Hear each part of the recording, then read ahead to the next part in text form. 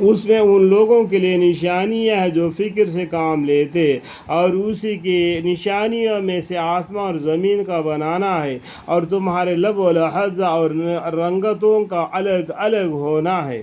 اس میں دانش مندوں کے لیے نشانیاں ہیں، اور اسی کی نشانیوں میں سے تمہارے سونا لیٹنا رات میں اور دن میں، اور اس کی روزی کو تمہارا تلاش کرنا۔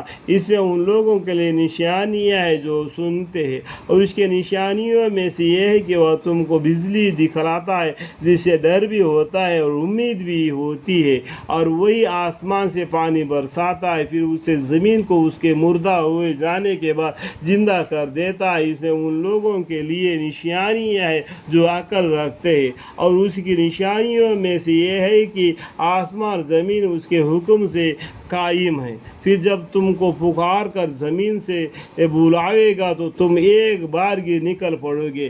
دنیا میں تو الگ الگ آئے، الگ الگ پیدا ہو گئے، لیکن کل قیامت کے دن ایک ساتھ زمین سے اٹھیں گے۔ سمجھ میں آیا بات؟ پھر جب تم کو پکارے گا، زمین سے بلاوے گا، تو تم ایک بارگی نکل پڑو گے، دوڑتے ہوئے، چلتے ہوئے نہیں۔ اللہ تعالیٰ دیکھو کہ میرا جمع کرنا کتنا آسان ہے۔ تم لوگ دوڑتے ہوئے میدان حشر میں جمع ہو گئے، اور جتنے آسمان زمین میں موجود ہیں سب اسی کے تابع ہے۔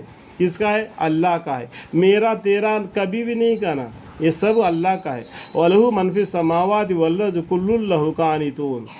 اور وہی ہے جو اول بار پیدا کرتا ہے، پھر وہی دوبارہ پیدا کرے گا، اور یہ اس کی نزدیک زیادہ آسان ہے، اور آسمان زمین میں اس کی شان اعلیٰ ہے، اور وہ زبردست حکمت والا ہے۔ اللہم اغفر لی۔ اللہ تعالیٰ تم سے ایک مضمون عظیم تمہاری ہی حالت میں سے بیان فرماتا ہے کہ کیا کہ ایک مثالیں فرماتے ہیں اللہ تعالیٰ، کیا تمہارے غلاموں میں کوئی شخص تمہاری اس مال میں جو ہم نے تم کو دیا ہے شریک ہے کہ تم اور وہ اس میں برابر ہو جاؤ؟ جو گھر میں کام کرتا ہے نا، وہ تمہارے جائیداد میں برابر ہے کیا؟ شریک ہے؟ نہیں نا۔ اس کو کام لیتے ہیں، اس کا جو اس کو مقرر کیا اس کو دے کے بھگا دیتے۔ جن کو تم ایسا خیال کرتے ہو جیسا کہ اپنے آپس کا خیال کیا کرتے ہو، ہم اسی طرح سمجھداروں کے لیے دلائل صاف صاف بیان کرتے رہتے ہیں۔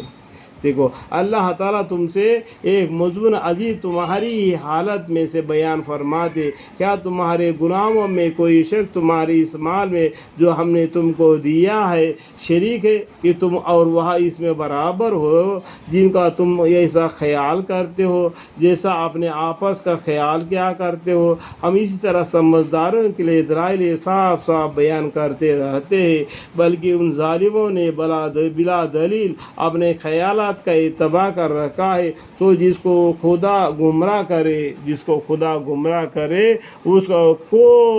کو کون راہ پر لاوے، اور ان کو کوئی حمایتی نہ ہوگی۔ اللہم اغفر لی۔